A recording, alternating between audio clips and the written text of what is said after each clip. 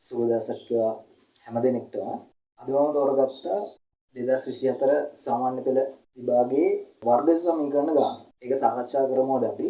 අපි බලමු කොහොමද ඒ ගානේ උත්තර ටික අරගන්නේ කියලා. හරි. මේ ගාන හදද්දී අපිට වැදගත් වෙනවා ත්‍රිකෝණයක වර්ගඵලය හොයන්නේ කොහොමද කියන එක. ඍජු කෝණී ත්‍රිකෝණයක් මම මෙන්න මේ කියන විදිහට හිතුවොත් මොකක්ද ඇත්තටම ඍජු කෝණී ත්‍රිකෝණයක් කියන්නේ? එක කෝණයක් ත්‍රිකෝණයක සාධාරණ වශයෙන් මේ වගේ ත්‍රිකෝණයක් අපි හිතුවොත් අපි කියනවා පාද තුනක් තියෙනවා සහ අභ්‍යන්තර කෝණ තුනක් තියෙනවා. මේ කෝණ තුනෙන් එක කෝණයක් අංශක 90ක් වෙච්ච ත්‍රිකෝණයකට අපි කියනවා ඍජු කෝණී ත්‍රිකෝණයක් කියලා. දැන් අපි දන්නවානේ ත්‍රිකෝණයක අභ්‍යන්තර කෝණවල එකතුව 180යිනේ.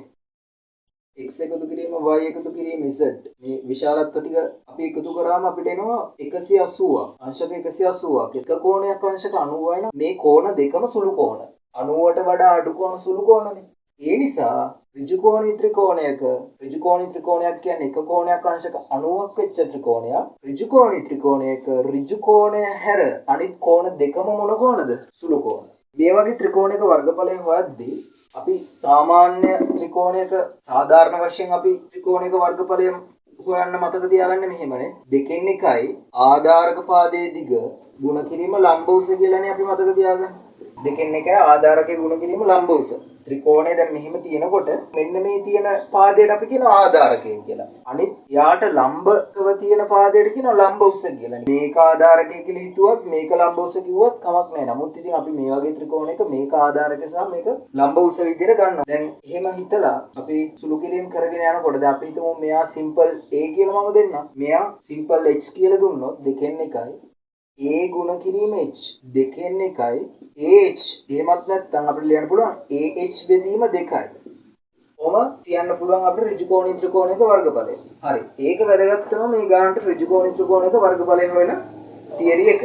ඊට අමතරව අපිට වැදගත් වෙනවා ඍජු කෝණාශ්‍රයක වර්ගඵලය හොයන්නේ කොහොමද? ඒක නම් ඉතින් අපි හැමෝම දන්නවනේ ඍජු කෝණාශ්‍රයක සාමාන්‍යයෙන් ගන්නවා දිග වැඩි පැත්ත දිග කියලා ගන්නවා. දිග අනෙක් පැත්ත පළල කියලා අපි ගන්නවා. ඍජු කෝණාශ්‍රයේ වර්ගඵලය අපිට ගන්න පුළුවන් දිග ගුණ කිරීම පළලෙන්. හරි. ඒකත් වැදගත් වෙනවා මේ ගානට. ඊට අමතරව මේ ගානේදී වැදගත් වෙනවා මම මේ ගානේ තියෙන අකුරුම පාවිච්චි කරන්න. කොහොමද මෙන්න මේ වගේ වරහණක් ඉවත් කරගන්නේ? x ධන 2 x ඍණ 4 මේ ගානට උමනා වෙන දේවල් තමයි මම මේ කියලා දෙන්නේ. මේ වගේ වරහණක් සුළු කරගන්න පුළුවන් අපිට මෙන්න මේ x ගෙන් මේ වරහණ ගුණ කරනවා. ධන 2 මෙහෙම ලියලා එයාගෙන් මේ වරහණ ගුණ කරනවා. හරිද? මෙතන තියෙන්නේ නොලියුවට දැන් දන්නේ නැති කෙනෙක් ඉන්නවා නම් x කියන එක මෙහෙම තිබුණත් මෙන්න මෙහෙම තිබුණත් මේකට අපි කියන්නේ ධන x කියලා තමයි කියන්නේ. මෙහෙම තියෙන එකක් අපිට අවශ්‍ය නම් මෙහෙම ලියා ගන්න පුළුවන්. මම මෙයාව ලියනවා මෙහෙම. මෙයත් ලියනවා මෙහෙම. දැන් වරහන් ඉවත් කරනවා. මොකක්ද වෙන්නේ? ධනයි ගුණ වුණාම ධන. ඒකත් දන්නේ නැති කෙනෙක් ඉන්නවා නම් ධන ගුණ කිරීම ධන. උත්තරේ ධන විදිහට අපිට තියෙනවා. ඍණ ගුණ කිරීම ඍණ. උත්තරේ ධනයි. ධන ගුණ කිරීම ඍණ. උත්තරේ ඍණයි. ඍණ ගුණ කිරීම ධන කියන්නේ උත්තරේ ඍණයි. සමාන ලකුණු ගුණ වෙනකොට උත්තරේ ධනයි. ධන ගුණ කිරීම ධන. ඍණ ගුණ කිරීම ඍණ ඒත් ධන. මේම අසමාන ධන සහ ඍණ ගුණ වෙද්දි ඍණ. ධන ගුණ කිරීම ඍණයි. ඍණ ගුණ කිරීම ධන කියන්නේ ඍණයි. හරි. දන්න තියෙන කෙනා නම් මේකත් පොඩි නෝට් එකක් දාගන්න. මේ විදිහට හිතලා අපිට මේක සුළු කරගන්න පුළුවන්. ධන ගුණ කිරීම ධන. ඒ කියන්නේ ලකුණ වෙනම ගුණ කරන්න ඕන. ඉලක්කම් බීජීය පද වෙනම ගුණ කරන්න ඕන. ධන ගුණ කිරීම ධන කියන්නේ ධන. x ගුණ කිරීම x කියන්නේ x වර්ග. ඒ කියන්නේ ඒකත් වෙන්නේ x ගුණ කිරීම x. x ගුණ කිරීම x කියන එක අපිට x වර්ග විදිහට ලියන්න පුළුවන්. ඊට පස්සේ ධන ගුණ කිරීම ධනයි x ගුණ කිරීම x කියන්නේ x වර්ග. දැන් ආයෙ ගුණ කරනවා මේ දෙන්න. ධන ගුණ කිරීම ඍණයි. x ගුණ කිරීම 4 කියන්නේ 4යි x. ධන මෙතනත් නොලියුවට තියෙන ධන. ධන ගුණ කිරීම ධන කියන්නේ ධනයි. දෙවාරයක් x කියන්නේ 2යි x. ධන ගුණ කිරීම ඍණ කියන්නේ ඍණ. දෙවාරයක් 4 8යි. දැන් ඔන්න ඔහොම තියෙන්නේ. දැන් පිට අර මම කලින් කිව්වනේ දැන් ධන ලකුණ ඕන්න ලියන්නත් පුළුවන් නැතුව ඉන්නත් පුළුවන්. ඒ ධන කියන එකම තමයි අදහස් වෙන්නේ. අර අපි මුල්ම පදයට සාමාන්‍යයෙන් මෙතනින් ධන ලියන්නේ මේ මැදදී තමයි ධන කියලා ලියන්නේ. මොකද මේක නොතිබ්බ කියලා මේක වෙනසක් වෙන්නේ නැති නිසා. අපේ පහසුවට අපි එහෙම ලියන්නේ මුල්ම එකට ධන කියලා මෙහෙම නොලිය ඉන්නවා. ඒතකොට අපිට මේකෙන් එනවා x වර්ග ඍණ 4x ධන 2x. දන්නේ නැති කෙනෙක් ඉන්නවා නම් මෙන්න මේක සුළු කරන අවස්ථා හතරක් මම කියලා දෙන්නම්. ඍණ 4x ඍණ 2x මෙහෙම තිබුණොත් සුළු කරගන්නේ කොහොමද? ධන 4x ධන 2x මෙහෙම තිබුණොත් සුළු කරගන්නේ කරගන්නේ කොහොමද? ධන 4x ඍණ 2x මෙහෙම තිබුණොත් සුළු කරගන්නේ කොහොමද?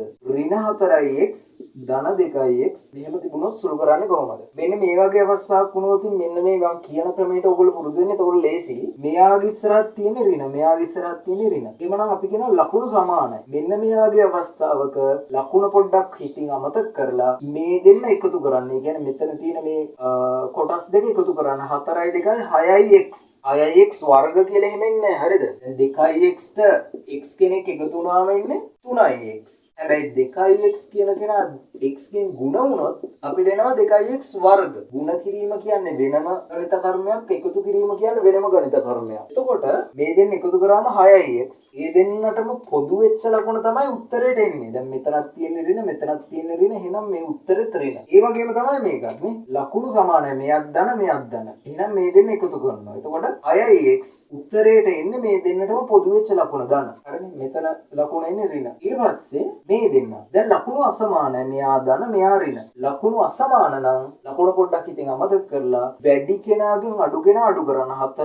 4ix ගෙන් 2ix අඩු කරන්න. වැඩි කෙනාගෙන් අඩු කෙනා. එතකොට 2ix එනවා. වැඩි කෙනාගේ ලකුණු උත්තරේට දාන්න. මේකේ ලකුණු අසමානයි. වැඩි කෙනාගෙන් අඩු කෙනා අඩු කරන්න. 4ix ගෙන් 2ix අඩු වුණාම 2ix. වැඩි කෙනාගේ ලකුණ දාන්න ඍණ. හරි. දැන් මම සාරාංශයක් විදිහට කියන්නම් කොහොමද මේ වගේ ගානක් සුළු කරගන්නේ කියලා. ලකුණු සමානයි නම් ඒ දෙන්න එකතු කරන්න 6ix. දෙන්නටම පොදු වෙච්ච ලකුණ උත්තරේට දාන්න. ලකුණු සමානයි නම් එකතු කරා දෙන්නටම පොදු වෙච්ච ධන ලකුණ දැම්ම උත්තරේට. ලකුණු අසමානයි නම් වැඩි කෙනාගෙන් අඩු කෙනා අඩු කරන්න. ඒ එන උත්තරේට වැඩි කෙනාගේ ලකුණ තමයි උත්තරේට දාන්න. ලකුණු අසමානයි වැඩි කෙනාගෙන් අඩු කෙනා අඩු කරා වැඩි කෙනාට අදාළ ලකුණ දැම්මා. හරි. දැන් මට මේ විදියට හිතලා කියන්නේ මේක ලකුණු අසමානයි වැඩි කෙනාගෙන් අඩු කෙනා අඩු කරා. 4යි x ගෙන් 2x වැඩි කෙනාගේ ලකුණ තමයි උත්තරේට එන්නේ ඍණ. ඊට පස්සේ මෙතන තියෙන ඍණාට ඒ විදිහටම තියෙනවා. මෙන්න මේ වගේ වරහණක් සුළු කරගන්න මෙන්න මෙහෙමයි.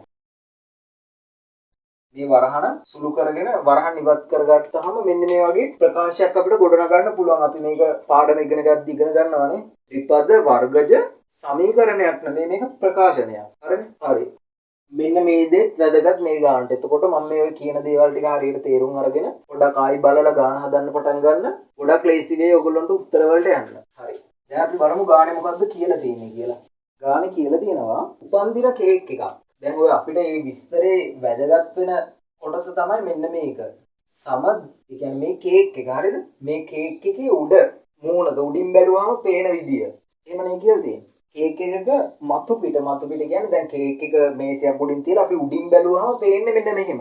සමද්විපාද ත්‍රිකෝණයක හැඩය තමයි තියෙන්නේ කේක් එකේ මතු පිට. ඊට පස්සේ මෙන්න මේ මැදින් ඍජු කෝණාශ්‍ර හැඩති අයිසිං කැබැල්ලක මේ ඍජු කෝණාශ්‍ර හැඩති අයිසිං කැබැල්ලක ලියලා තියෙනවා සුබ උපන්දිනයක් කියලා ලියලා තියෙනවා. හරිනේ? දැන් මේ කේක් එක සමද්විපාද ත්‍රිකෝණයක හැඩේ ඒ කේක් එකේ ලියලා තියෙනවා ඍජු කෝණාශ්‍රාකාර හැඩති අයිසිං කෑල්ලක සුබ උපන්දිනයක් කියලා. හරි ඔයගොල්ලෝ දැකලා තියෙනවනේ මෙහෙම කේක්. ඒ කියන්නේ මේ හැඩේ නොවුනත් වෙන මොකක් හරි හැඩයකට වෘත්තාකාර වෙන්න පුළුවන්, සමචතුරස්‍රාකාර වෙන්න පුළුවන්. ඒ වගේ හැඩවලට තියෙන කේක්වල මේ වගේ අයිසිං කෑල්ලක ලියලා තියෙනවා සුබ උපන්දිනයක් හැපි බර්ත්ඩේ කියලා එහෙම ලියලා තියෙනවා. ඒක තමයි මේ කියන්නේ. අපිට ගානට වැදගත් වෙන්නේ මෙන්න මේ කේක් එකේ හැඩය. දීලා තියෙනවා තව දත්ත මේ පාදයේ දිග 2x ලු. එතකොට මේ පාදයේ දිගත් 2x කියලා දීලානේ අපිට. එතකොට අපි දන්නවා මේ පාදය සහ මේ පාදය තමයි සමාන. හරි. තව අපිට දීලා තියෙනවා මෙන්න මේ ඍජු කෝණාශ්‍රයේ දිග x ධන 2. පළල දීලා තියෙනවා x ඍණ 4. හරි. දැන් අපි බලමු. දැන් අපිට වර්ගඵලය තමයි හොයන්න තියෙන්නේ. අපිට කියලා තියෙනවා මේ ගානේ මම මේ සාරාංශයක් විදිහට කියන්නේ ගාන. හරිද? මෙන්න මේ ත්‍රිකෝණාකාර හැඩති කේක් එකේ මෙන්න මේ කොටස මේ අර අයිසිං කෑල්ලක් තියෙන්නේ. ඒ අයිසිං කෑල්ලක් තියෙන කොටස හැරුණම අනිත් ටික මෙන්න මේ ටික රෝස පැහැයෙන්ලු හදලා තියෙන්නේ. මේ අයිසිං කෑල්ල සුදු පාටයි කියලා. එහෙමනේ අපිට කියලා තියෙන්නේ. ඔව්. හරි. ඍජු කෝණාශ්‍රාකාර සුදු අයිසිං කැබැල්ලක ලියා ඇත කියලා තියෙනවා. ඉතිරි කොටස රෝස පැහැයෙන් සරසා ඇත.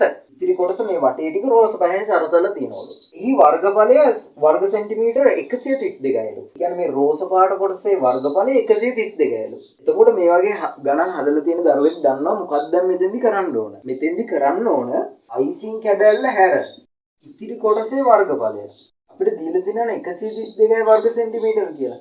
මෙන්න මේකට අපි මොනවා හරි ප්‍රකාශනයක් මේ x ඇසුරෙන් ගොඩනගා ගත්තා නම් අපිට ඒක සමාන කරන්න පුළුවන් 132කටනේ. දැන් අපිට තියෙන්නේ මෙන්න මේ ඉතිරි කොටස කියන්නේ මෙන්න මේ රෝස පහෙන් සරසලා තියෙන කොටසේ වර්ගඵලයට x ඇසුරෙන් මොකක් හරි ප්‍රකාශනයක් ගොඩනගා ගන්න. මොකද කරන්න තියෙන්නේ? නිකන් අපි සරල විශ්සල කියමු කොහොමද කරන්නේ කියලා. මෙන්න මේ ත්‍රිකෝණයේ වර්ගඵලය හොයමු. ඊට පස්සේ අපි හොයමු ඍජු කෝණාශ්‍රයේ වර්ගඵලය. ත්‍රිකෝණයේ වර්ගඵලයෙන් ඍජු කෝණාශ්‍රයේ වර්ගඵලය අඩු කරාට පස්සේ මේ වටේ තියෙන වර්ගඵලය එනව නේද? එච්චරයි කරන්න තියෙන්නේ. හරි. අපි බලමු කොහොමද ඒක කරන්නේ කියලා. අපිට මේ ත්‍රිකෝණයේ වර්ගඵලය හොයන්න වෙනවා. ඒ වර්ගඵලයෙන් අඩු කරන්න වෙනවා ඍජු කෝණාශ්‍රයේ වර්ගඵලය. ඒක සමාන වෙනවා 132ට. හරි. ත්‍රිකෝණයේ වර්ගඵලය කොහොමද? මම කලින් කියලා දුන්නානේ. දෙකෙන් එකයි ආධාරක පාදේ. දැන් අපි ආධාරක පාදේ කියලා මේක ගන්නවා. දැන් ආධාරක පාදේ කියලා මේක ගන්න නැහැ හරියද? ඒක ගන්න නැහැ එහෙම. මේ වගේ ගානකදී ආධාරක පාදේ ඍජු කෝණී ත්‍රිකෝණයක ආධාරක පාදේ කියලා අපි ගන්නවා මේක. හරිද? නැත්තම් ලම්බ උස විදිහට ගන්න වෙන්නේ මෙහෙම ඉරක් ඇඳලා මෙන්න මේ උස තමයි ලම්බ උස විදිහට ගන්න වෙන්නේ. දැන් මේ ත්‍රිකෝණය මෙහෙම තියෙනකොට අපි ආධාරක පාදේ කියලා මෙහෙම ගත්තොත් අපිට ලම්බ උස කියලා ගන්න වෙන්නේ මෙන්න මේ උස. අපි ඒක දන්නේ නැහැනේ. ඒ නිසා අපි ත්‍රිකෝණයේ ආධාරක පාදය මෙහෙම කියලා ගත්තොත් එතකොට ලම්බ උස කියන්නේ මේක. ඒතකොට අපි මේ දෙකම දන්නවා. අපි ගානේ හැටියට තමයි වැඩ කරන්න ඕන. ත්‍රිකෝණයේ වර්ගඵලය අපි කැමති විදිහට හොයලා හරියන්නේ නැහැ. ඒතකොට පේපර් එක වෙලාවේදී හරි උත්තරේ ඉක්මනට ගන්න බැරි වෙනවා. ඒ නිසා අපිට දීලා තියෙන දත්තයන් එක්ක මේක ආධාරක පාදය මේක ලම්බ උස කියලා ගමු. මේක මේ පැත්තට හරවලා තිබ්බත් අපි ගාන හදාගෙන යද්දී අපි මේ කලින් ගණන් හදලා පුරුද්දත් එක්ක අපි දන්නවා මේක ආධාරක පාදේ නම් මේක ලම්බ උස කියලා ගන්න පුළුවන් කියලා. හරි. දෙකෙන් එකයි ආධාරක විදිහට අපි ගන්න මේක 2x ගුණ කිරීම ලම්බ උස වෙන්නේ එතකොට මේක 2x. හරි. අඩු කිරීම ඍජු කෝණාශ්‍රය වර්ගඵලය මොකද්ද? දිග ගුණ කිරීම පල්ල මම කලින් කියලා දුන්නානේ. එතකොට දිග විදියට මේක තියෙන්නේ මෙන්න මේක. x ධන 2 x ඍණ 4. හරිනේ? සමාන 132. දැන් මේක පැටලෙන්නේ නැතුව සුළු කරගන්න මම ක්‍රමයක් කියන්නම්. මේ දෙකෙන් එක ආයෙ ලියන්න. ආයෙ මේ පැත්තෙන් සමාන ලකුණු මෙම දාන්නේ නැහැ. හරිද? මෙතන තියෙනවනේ සමාන ලකුණු. පැටලෙන්නේ නැති වෙන සුළු කරද්දී මේ ඉලක්කම් වෙනම ගුණ කරන්න. මෙයා මෙහෙම තියාගෙන මේ දෙන්න දෙවාරයක් දෙක 4යි. x වාරයක් x කියන්නේ x වර්ග. මේ x ගෙන් ගුණ කරනවා මෙන්න මේ වරහනම. x වෙන 4. දැන් ඉක්මනට අපි හදමු. ධන දෙකෙන් සුළු කරනවා මේ වරහන. සමාන 132. මෙතෙන්දී අපිට මෙයා සුළු කරගන්න පුළුවන් 2ට 2 1යි 4ට 2 2යි කියලා. අපි බලමු දැන් මෙතන ඉඳලා කොහොමද සුළු වෙන්නේ කියලා. මෙතන තියෙන්නේ 1 බෙදීම 1. ගුණ කිරීම 2x වර්ග ඍණ. දැන් මෙතන අපි නොලිව්වට තියෙන්නේ මෙතන කීයද? ධන. මෙතන නොලිව්වට තියෙන්නේ මෙතන ලකුණ ධන. ධනයි ගුණ වුණාම ධන x වාරයක් x කියන්නේ x වර්ග ඍණ 4. කොහොම සුළු වෙන්නේ? ධනයි ඍණයි. ඍණ x වාරයක් 4 කියන්නේ 4x. දැන් මෙතන ධනයි ගුණ වුණාම ධන. දෙවාරයක් x කියන්නේ 2x. ධනයි ඍණයි කියන්නේ ඍණ දෙවාරයක් 4 8යි. සමාන 132යි. දැන් කොහොමද ඉතිරි ටික සුළු වෙන්නේ? මෙතෙන්ට සමාන ලකුණ දාන්න ඕනේ නැහැ. ඇයි මෙතන තියෙනවනේ සමාන ලකුණ. 1 බෙදීම 1 කියන්නේ 1යි. 1 වාරයක් 2x වර්ග කියන්නේ 2x වර්ග. අඩු කිරීමේ ලකුණ වරහන මෙතන ධන නොලිව්වට කමක් නැහැ. වර්ග මේ දෙන්න සුළු වුණාම අර මම කලින් කියලා දුන්න ක්‍රමේ ඒ විදිහට හිතන්න. ලකුණු අසමානයි. වැඩි කෙනාගෙන් අඩු කෙනා අඩු කරන්න. 4x කින් 2x 2x. වැඩි කෙනාගේ ලකුණ ඍණ. ඊට පස්සේ මෙතන තියෙනවා 8. ඍණ 8 එහෙම දැම්ම 132යි. 2x වර්ග දැන් මේ වරහන සුළු වෙන්න ඕන. නොලිව්වට තියෙන්නේ ධන. ඍණයි ගුණ වුණාම ඍණ. x වර්ග ඍණයි ගුණ වුණාම ධන 2x. ඍණයි ගුණ වුණාම ධන 8 සමානයි 132. 2x වර්ග වලින් x වර්ග අඩු වුණාම කීයද? x වර්ග දෙකෙන් එකක් 1යිනේ x වර්ග. මෙතන ධන 2x. මෙතන ධන 8. මේ ධන 132 සමාන ලකුණේ මෙහා පැත්තට ගේනවා අපි. එතකොට ඍණ 132ක් ගන්නවා. සමානයි බිඳුව. x වර්ග ධන 2x. මේ දෙන්න ලකුණු අසමානයි. අර කලින් උගන්වපුවක සෑහෙන වැදගත් ඔයගොල්ලන්ට. ලකුණු අසමානයි. වැඩි කෙනාගෙන් අඩු කෙනා අඩු කරන්නේ 132කින් 8ක් අඩු කරද්දි. ඉතින් අඩු කරනවා නම් මෙහෙම අඩු කරන්න. මෙතන 8ක් මේ අඩු කරන්න ඕන. මං හිතින් මේ 8 හදා ගන්නවා 6යි 2යි විදියට. මෙතන මේ 132 හදා ගන්නවා 130යි 2යි. එතකොට මෙතන ඍණ දෙකක් හැදෙනවා.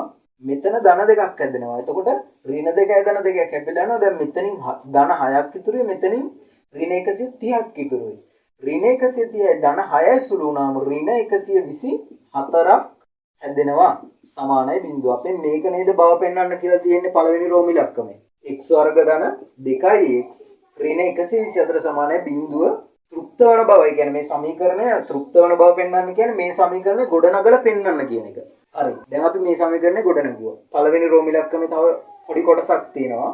x යගය ආසන්න සෙන්ටිමීටරයට සොයන්නලු. හරි. දැන් අපි බලමු කොහොමද x යගය ආසන්න සෙන්ටිමීටරයට හොයන්නේ කියලා. හරි. දැන් අපිට වැදගත් වෙනවා මේ ගානේ ඉතිරි ටික හදන්න වර්ග පූර්ණය. සූත්‍රය පාවිච්චි කරන්නත් පුළුවන්. මම මුලින් කියලා දෙන්නම් වර්ග පූර්ණයෙන් කොහොමද x යගය හොයන්නේ කියලා. මෙන්න මේක තමයි සමීකරණය. x වර්ග ධන 2x ඍණ 124 සමානයි බිඳුව. ඔක තමයි සමීකරණය. හරිද? හරි. වර්ග පූර්ණයේදී මේ ක්‍රමේ පාවිච්චි කරන්න එතකොට ලේසි ගණන් අද. මෙන්න මේ පද දෙක වෙනුවට. ඒ කියන්නේ මේ පිළිවෙලට ලියලා තියෙන්න ඕන. මුලින් x වර්ග පදේ ඊට පස්සේ x පදේ ඊට පස්සේ නියත පදේ. සමානයි බිඳුව. ඔන්න ඔය පිළිවෙලට ලියලා තියෙනකොට මෙන්න මේ පද දෙක වෙනුවට වරහණක් ලියලා වර්ගයක් ලියා ගන්න. ඊට පස්සේ මේ x වර්ගයෙන් x ලියා ගන්න මෙතන. මෙතන ධන නම් මෙතනත් ධන. මෙතන ඍණ නම් මෙතනත් ඍණ. ඊට පස්සේ මේ x ගේ ඉස්සරහින් තියෙන ඉලක්කමට අපි කියනවනේ x ගේ සංගුණකය කියලා. අන්නේ සංගුණකය දෙකෙන් බෙදන්න. දෙක දෙකෙන් බෙදුවාම එකයි. එයා ලියන්න. ඊට පස්සේ මෙතනට එනවනේ මොකක් හරි උත්තරයක්. මේ උත්තරේ වර්ගයක් අඩු කරන්න.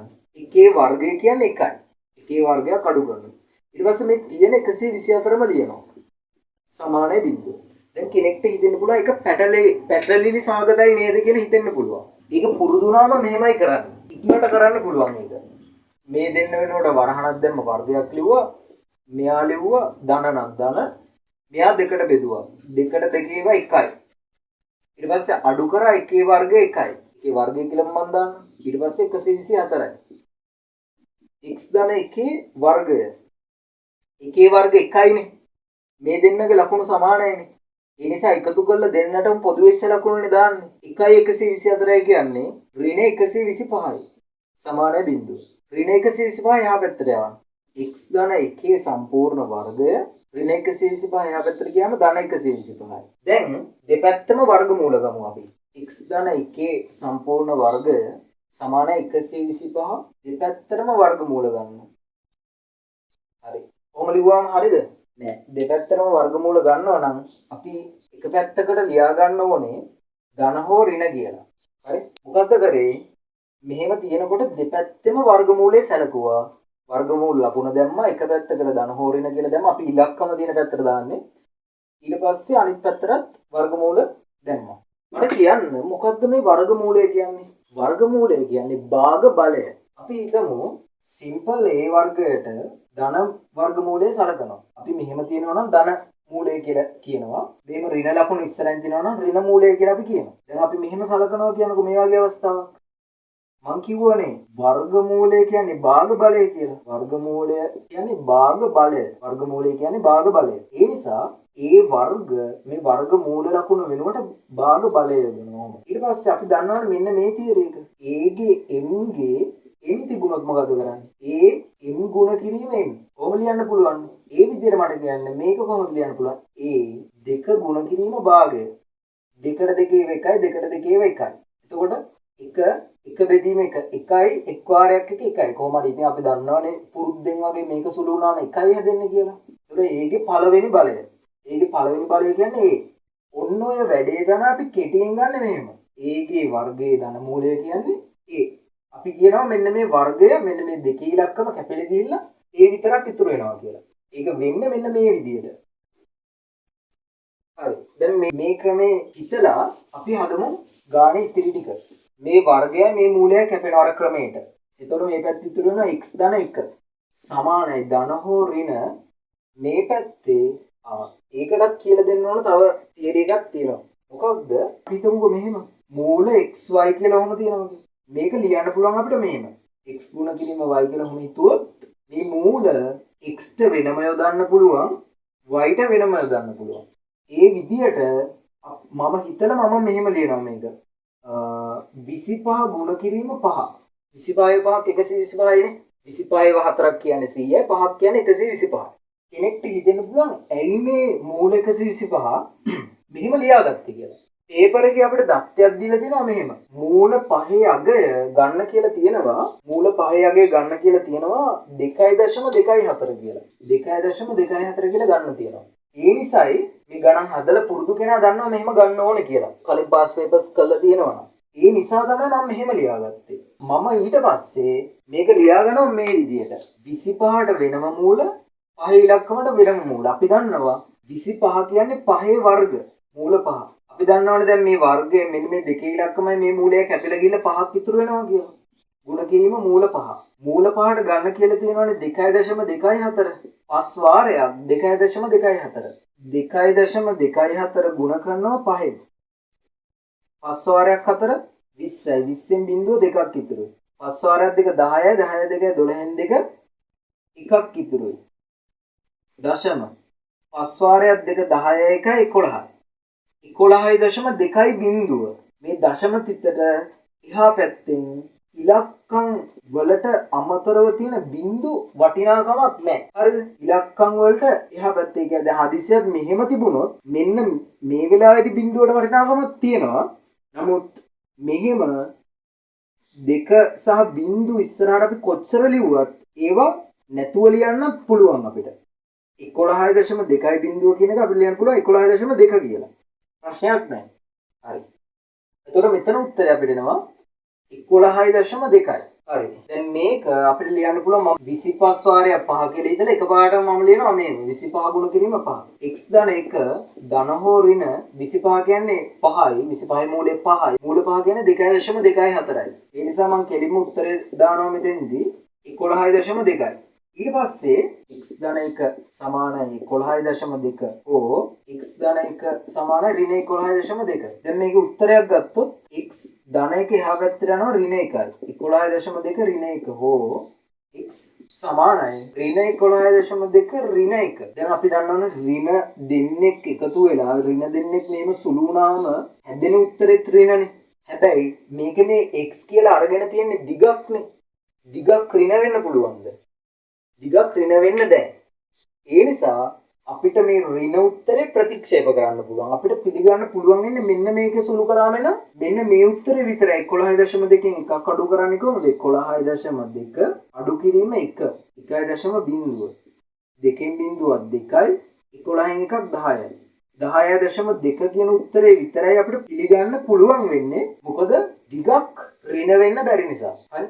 මෙතන ඉන්නේ 12.2නේ. 11.2ට අර මෙහෙම ලකුණු සමානයි නම් අපි එකතු කරනවානේ. එකක් එකතු කරනවා. 2යි 11යි 1යි 12යි. ඊට පස්සේ දෙන්නටම පොදු වෙච්ච ඍණ ලකුණ යොදන උත්තරේට. ඒ කියන්නේ අපේ ක්‍රමේ. හරි. එහෙම ගත්තාම මෙතෙන්ට එනවා x සමානයි ඍණ 12.2 ඕ x සමානයි ධන 10.2. දිගක් ඍණ වෙන්න බැරි නිසා අපි උත්තරේ ඉදිරියට පිළිගන්න මෙයා. අපිට ඔහොම ඔච්චර දුර යන්නේ නැතුව අපිට පේපර් එකේදී වෙලාව ඉතුරු කරගන්නත් එක්ක අපි හිතින් හිතනවා මොකද්ද වෙන්නේ? මේ ධන එකේ හැබතර ගියාම ඍණ වෙනවා. එතකොට මේකේ ඍණ අවස්ථාව සැලකුවොත් මෙයාත් ඍණ මෙයාත් ඍණ එතකොට ඍණ උත්තරයක් එන්නේ. හැබැයි මෙයා ධන මෙයා ඍණ වෙනකොට එයාගෙන් අඩු වුණාම ධන උත්තරයක් එන්නේ කියලා. එතකොට ඒ නිසා අපි x සමානයි ධන අවස්ථාව විතරක් සැලකනවා.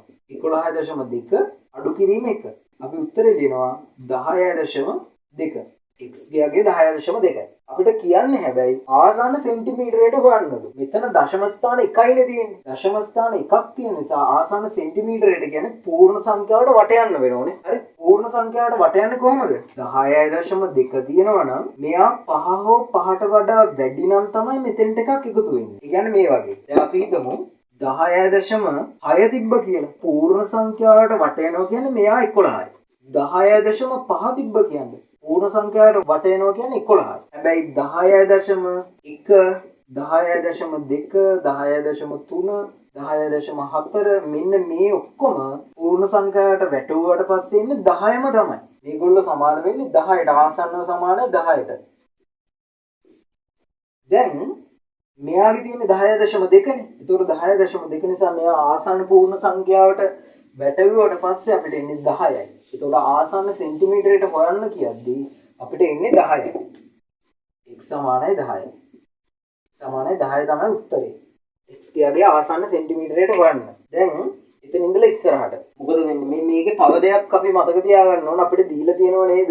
ඔය ගාන විස්තර කරද්දී ඔයගොල්ලෝ ගාන කියවලා බලන්න 2x සෙන්ටිමීටර. ඒ කියන්නේ සෙන්ටිමීටර 2x කියලා. එතකොට x අපෙන් අගයක් අහනකොට අපි දාන්න ඕනේ නෑ මෙතෙන්ට සෙන්ටිමීටර කියලා. ඇයි මෙන්න මෙතන x ට අපි 10 දැම්මාම 10 වාරයක් 2 කියන 20 සෙන්ටිමීටර කියන එක හැදෙනවා. හැබැයි අපි මෙතෙන්ට x සෙන්ටිමීටර කියලා දැම්මොත් දිවාරයක් 10යි සෙන්ටිමීටර සෙන්ටිමීටර. එතකොට දිවාරයක් 10 20යි වර්ග සෙන්ටිමීටර වෙනවා. මේ 2x කියලා අපි ගත්තේ මොකද්ද? ත්‍රිකෝණයේ එක පාදයක දිග. ඒක දිගක් වර්ග සෙන්ටිමීටර වෙන්න බෑ.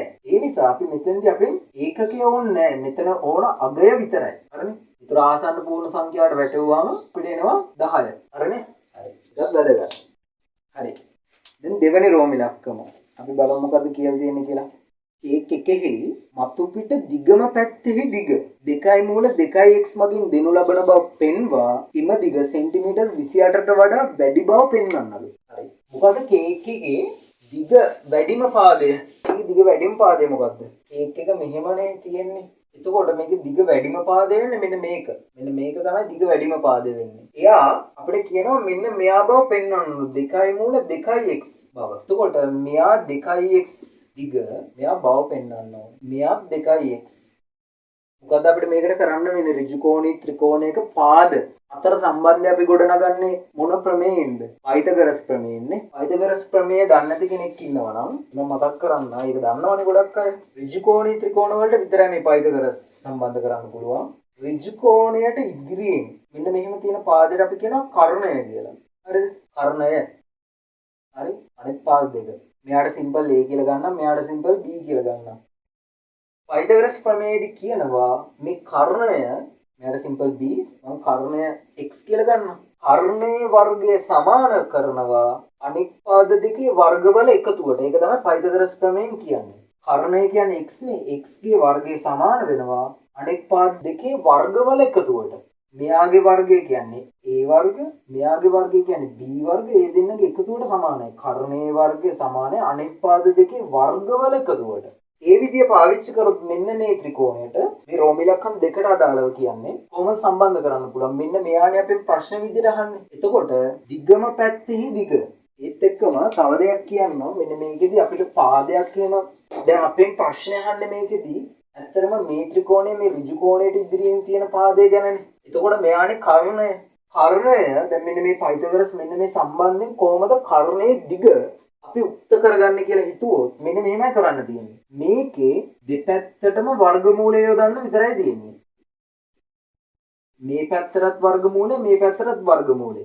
දැන් මම කියවන අර කලින් වර්ගමූලය හොයද්දී එක පැත්තකට ධන හෝ ඍණ එන්න ඕන කියලා. මේක එහෙම අවශ්‍ය වෙන්නේ නැහැ. මොකද අපි නිසැකවම දන්නවා මේ x කියන්නේ ත්‍රිකෝණයක පාදයක දිගක්.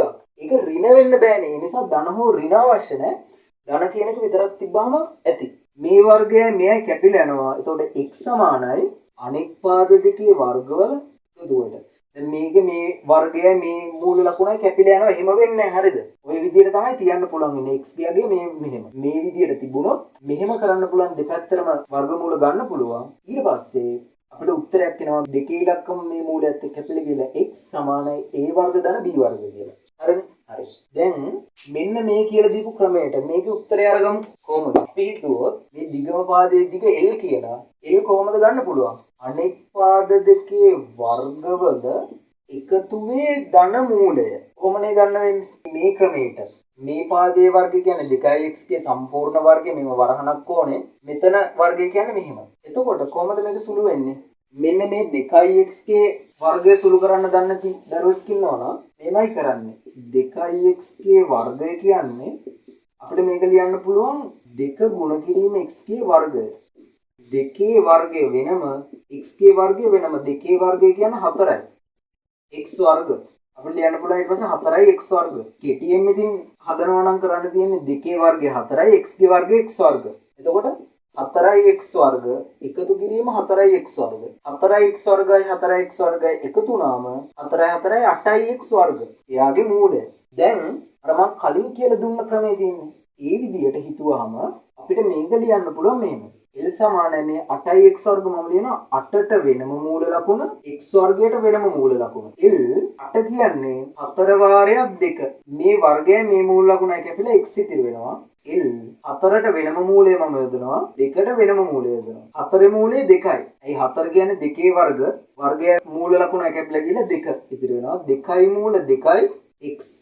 අපිට මෙන්න මේක බව නේද පෙන්වන්න කියලා තියෙන පේපර් එකේ. හරි. දැන් මේ කොටසත් ඉවරයි. දිගම පැත්තේ දිග 2යි මූල 2x කියලා පෙන්නුවා. ඊට පස්සේ මෙම දිග සෙන්ටිමීටර් 28ට වඩා වැඩි බව පෙන්වන්නලු. ඒ වගේම අපිට තව දත්තයක් දීලා තියෙනවා. මූල 2 1.41 කියලා ගන්නලු. හරි. දැන් අපි කොහොමද බලමු මෙන්න මේ දිග 28ට වඩා වැඩි කියලා පෙන්වන්නේ. දැන් අපිට කලින් හොයාගත්ත x ගේ අගය වැදගත් වෙනවා. පළවෙනි රෝම ඉලක්කමේ ගත්තනේ අපි x සමානයි 10 කියලා. එතකොට L සමානයි 2යි මූල 2යි x.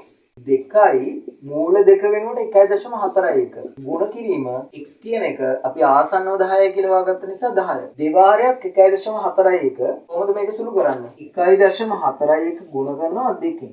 දෙවාරයක් එක 2යි දෙවාරයක් 4 8යි දශම දෙවාරයක් එක 2යි 2.8යි 2 ගුණ කිරීම 10. 10න් ගුණ කිරීම වලදී මොකද්ද වෙන්නේ? 2.8යි 2. මෙයා 10න් ගුණ වෙනවා නම් උත්තරේ ගන්න මෙහෙමයි. 10න් නම් ගුණ වෙන්නේ දශම තිත දකුණු අත පැත්තට එක ස්ථානයක් පනිනවා. එතකොට දශම තිත තියෙන්නේ දැන් මෙතන 28. දැන් මෙතන තමයි දශම තිත 28.2. 100න් ගුණ වෙනවා නම් ස්ථාන දෙකක් පනිනවා. මෙහෙම. එතකොට දශම තිත තියෙන්නේ මෙන්න මෙතන. එතකොට 282.0 කියලා තමයි උත්තරේ එන්නේ. දැන් මේකේ අපිට 100න් නෙමෙයි 10න්. නිසා දශම ස්ථානය එකක් පනිනවා. එතකොට අපිට එනවා 28.2. හරිනේ? මම හිතනවා පැහැදිලි. එතකොට මේ 28.2 අපිට තේරෙනවා වැඩි කාට වඩාද? 28ට වඩා වැඩි. ඔන්න ඕක තමයි අපිට බව පෙන්වන්න තියෙන්නේ. ඉතින් එතනින් මේ ප්‍රශ්නේ ඉවර වෙනවා. මම හිතනවා පැහැදිලි වෙන්නේ නැති කියලා. පැහැදිලි වුණා නම් අනිවාර්යෙන් කමෙන්ට් එකක් දාන්න. මේ ගාන වැදගත් වෙයි කියලා හිතන යාළුවෝ ඉන්නවා නම් ඒගොල්ලන්ටත් ගාන ෂෙයා කරන්න. channel එක subscribe කරන්න. page එකක් තියෙනවා ඒක follow කරන්න. දිගටම මම බලාපොරොත්තු වෙනවා පුළුවන් ඉක්මනට ඔයගොල්ලන්ට ගණන් තව ටිකක් සාකච්ඡා කරලා channel එකට වගේම page එකට upload කරන්න. ඉතින් හැමෝම හොඳට උමනාවෙන් හැම subject එකක්ම කරගන්න සහ ගණන් වල තියෙන අපහැදිලි තැන් තියෙනවා නම් මොන හරි වීඩියෝ එකක් කරන්න ඕනේ කියලා ඔයගොල්ලන්ට හිතෙන තැනක් තියෙනවා නම් ඔයගොල්ලෝ නොදන්න දෙයක් ඒක කමෙන්ට් එකක් දාන්න. එතකොට මම ඒ නොදන්නා කරුණු ටික එකතු කරලා වීඩියෝ එකක් හදලා ඔයගොල්ලන්ට බලන්න දෙන්නම්. හරි. thank you එහෙනම් වීඩියෝ එක ඉවර වෙනකම් බලපු හැම දරුවෙක්ටම ඔයගොල්ලෝගේ අනාගතේ සුබ වෙන්න කියලා මම ප්‍රාර්ථනා කරනවා. ඔයගොල්ලන්ට ගණන් වලට හොඳම රිසල්ට් එකක් ගන්න පුළුවන් වෙන්න කියලා මම ප්‍රාර්ථනා කරනවා. thank you හැමෝටම good luck.